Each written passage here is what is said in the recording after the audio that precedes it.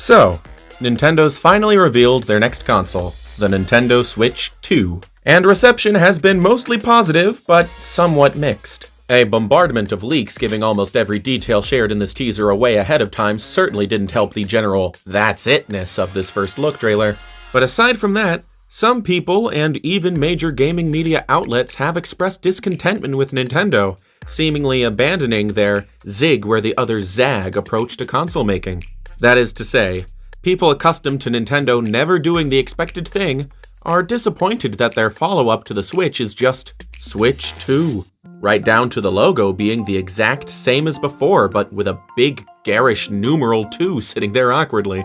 Do I agree with this sentiment? Not really, but I do get it. I, for one, also love Nintendo's zigzagging sensibilities, and I would have loved for their next console to do something really out of pocket, like have a second screen that attaches and detaches from the console Joy-Con style. But I also appreciate that Nintendo now recognizes that that desire to shock and delight can't come at the expense of communicating what their products are to the general masses, and why they should want them. We gamers attuned to the milieu of console generations and the sort understand that a new Nintendo console means a succession from the Switch to become the new standard place to purchase modern games. But mom and pop don't understand that, you know? Everything we know about the Switch 2 right now has me thinking that this upcoming new generation for Nintendo will be quote-unquote safe, but not in a boring way. Some improvements to this new hardware teased in the official video and rumored elsewhere suggest that the new Joy-Con will have sensors that allow them to act like computer mice.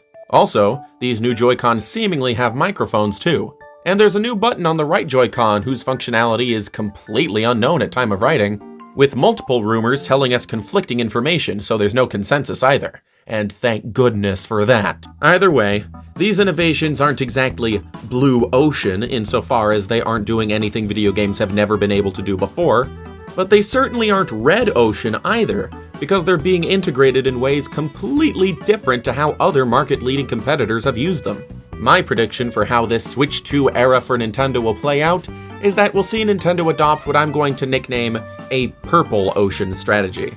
Not blue ocean anymore, because they're not going to bother trying to reinvent the wheel and create a whole new market out of thin air.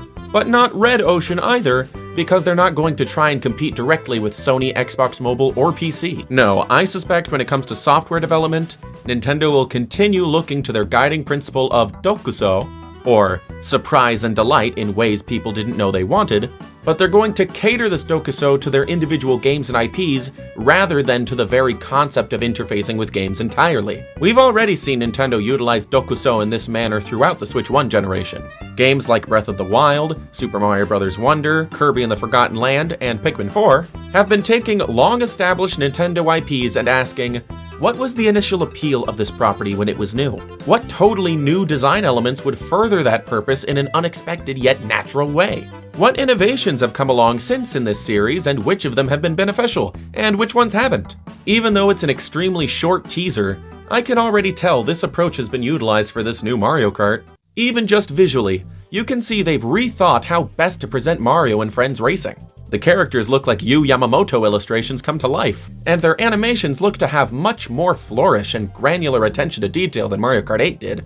And the little hints of gameplay innovation here and there, like this glowing takeout bag underneath a drive-thru restaurant, the 24 racer starting points, and the massive size of the road here, all but guarantee this is going to be a Mario Kart game unlike any other. But not because it'll require us to put our game controllers on the ground and step on them like a gas pedal or something, but because the developers have hit on some new ideas that will enhance what it is we already love about the standard formula. If I have any worry for Purple Ocean Nintendo, it's that they won't bother exploring unexpected concepts through new IPs as much anymore.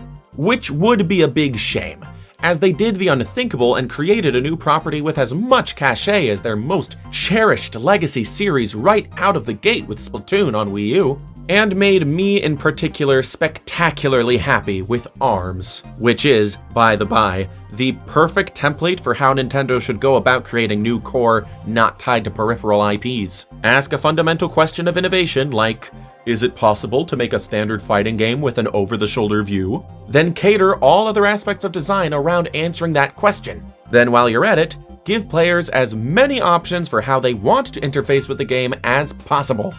Nintendo was obviously proud of the thumbs-up grip setup because it was completely new and developed specifically for ARMS as an experience. But if you ask me, they were wrong to market the game off of that setup, because to this day, I still have to tell people that you can, in fact, play ARMS with a Pro Controller, and, get this, can even map all the inputs to your liking in every setup. But I digress. Since the 1980s, Nintendo had been creating at least one new IP every year until the year 2022 came along and brought diddly squat. 2023 and 2024 came and went with no new IPs either. I feel fairly confident that we'll see a new IP or two in the upcoming April Direct, but only because I suspect Nintendo will have developed a technical showcase game like Wii Sports or 1-2-Switch for the new system, and I'm sure that Caveman game Nintendo rolled out the NSO playtest for last year will emerge as a full title at some point. But beyond that, I worry that Nintendo's newfound complacency in resting on their laurels and not feeling compelled to cast their reels into the blue ocean anymore may lead them to not bother developing wholly unique experiences that birth brand new intellectual properties anymore. Though admittedly, this is only a slight fear. I don't think Nintendo's completely done creating new IPs. I only mean it'll be done with much less frequency. And it's not the biggest deal in the world, I guess.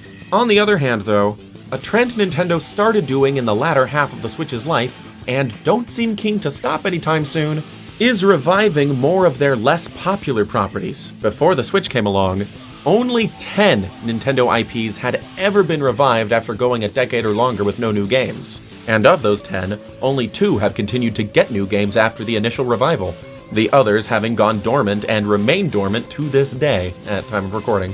And bear in mind, this encompasses a time frame of roughly 40 years. That is Nintendo's entire history of making games up to the year 2019, mind you. But on the Switch in particular, just in the last 4 years, from 2020 to 2024, 9 Nintendo IPs have received revivals on the Nintendo Switch. That's insane! Within just these last 4 years, Nintendo has almost completely matched the amount of dormant revivals they had done in their entire history prior. Now, Nintendo's made more than 200 unique video game IPs over the decades, so they can't possibly be expected to keep them all in consistent circulation, especially if we expect them to make new ones as well. But considering how much more open they are to collaborating with outside developers, how much more development staff they've hired on, and the fact they've dedicated a sizable sum of money to expanding space for their developers too, I think Nintendo will easily continue to both revive more of their dormant series and even continue them past the initial revival, as we've already seen them do for Famicom Detective Club of all properties. So even if I worry Purple Ocean Nintendo won't make new IP as often, my outlook on Nintendo's output moving into the next generation remains positive, because I still have faith their output will continue to be unique, varied, and adventurous. Now with the added benefit of them finally taking into consideration ideas that would simply make their long-term fans happy. What other explanation is there for the Thousand Year Door remaster? And speaking of Nintendo making moves just to make their long-term fans happy, Nintendo is doubling down on the account system they established for the Switch ecosystem going into this new generation, and that means continuing to make their legacy titles available for their online subscribers. So continuing to give us NES, SNES, Game Boy, GBA, and N64 titles is almost certainly a priority, in addition to hopefully adding more of their old consoles to the lineup, like GameCube, Wii, DS, even 3DS and Wii U. Heck, even obscure stuff like Virtual Boy and 64DD, I hope. I don't suspect Nintendo will get every single title they feasibly can onto NSO before this generation's over, but I betcha they'll make significant progress on that front, and if all goes well, they'll continue the effort into the Switch 3 or whatever's next. So to circle back to what I established before, yes, I think Switch 2 era Nintendo will be safer than previous eras, but when I say safe, I simply mean slightly more predictable. And only in the sense that we won't have to worry about beloved franchises going on ice because Nintendo can't find a use for their new controllers in them, or whether or not the next long-awaited entry in a beloved franchise will abandon its long-term audience in favor of trying to create a gimmick they hope will become a big trend. or whether or not third parties will skip releasing games on their systems because the infrastructure is just too different. You see what I mean? Nintendo won't stop being the weird, kooky, delightful little one-of-a-kind publisher we've grown to love. They'll just start to be less of an odd, out-of-touch, convinced of their own infallibility company we so often wished they weren't not that long ago. They'll still be draconian and hostile to mods and fan projects, though.